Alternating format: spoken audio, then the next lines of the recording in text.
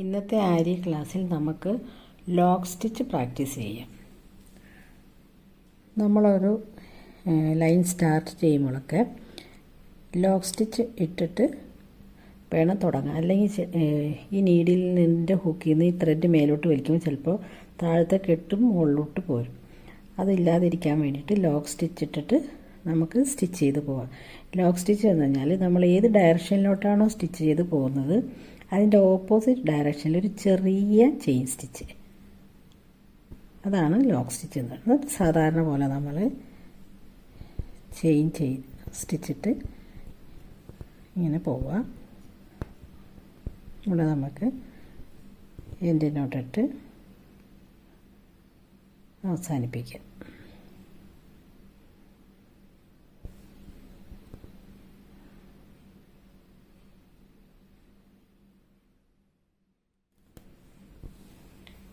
ഇനി ഇതെങ്ങനെയാണ് കോർണറിലൊക്കെ ഇത് ചെയ്തു പോകുന്നതെന്ന് നോക്കാം. ഇവിടെ അതിന് വേണ്ടി ഒരു സ്ക്വയർ വരച്ചിട്ടുണ്ട്. നമ്മളിപ്പോൾ ഏത് ഡയറക്ഷനിലാണോ ചെയ്തു പോകുന്നത് അതിൻ്റെ ഓപ്പോസിറ്റ് ഡയറക്ഷനിൽ നമ്മൾ ലോക്ക് സ്റ്റിച്ച് ഇടണം.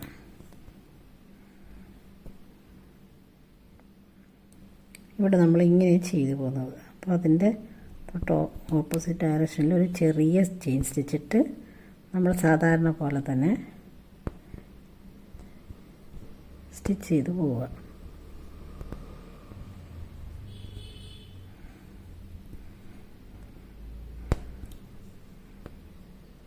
ഇവിടെ നമ്മൾ ഈ ഡയറക്ഷനിൽ പോകുമ്പോൾ ഇവിടെ ആയിട്ട് അതിൻ്റെ ഓപ്പോസിറ്റ് സൈഡിൽ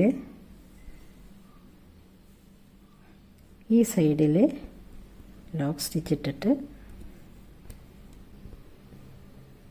ഇങ്ങനെ ചെയ്തു പോകുക.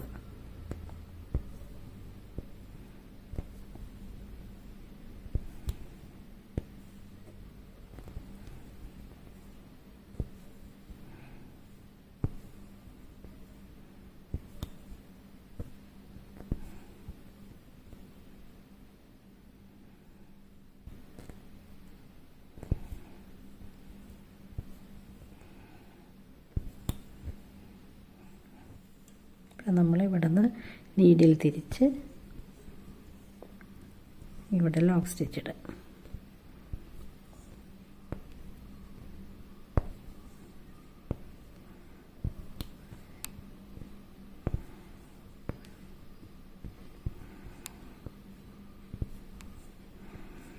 ഇവിടെ നമ്മൾ ഈ ഡയറക്ഷനിലിട്ട്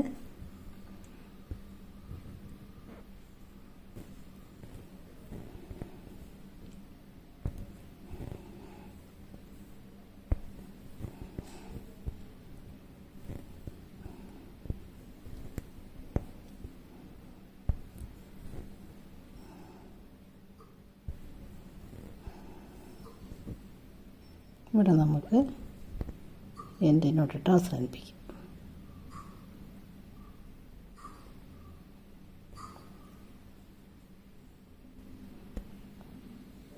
ഇപ്പോൾ ലോക്ക് സ്റ്റിച്ച് എന്താണെന്ന് എല്ലാവർക്കും മനസ്സിലായിട്ടുണ്ടാവുമെന്ന് വിശ്വസിക്കുന്നു.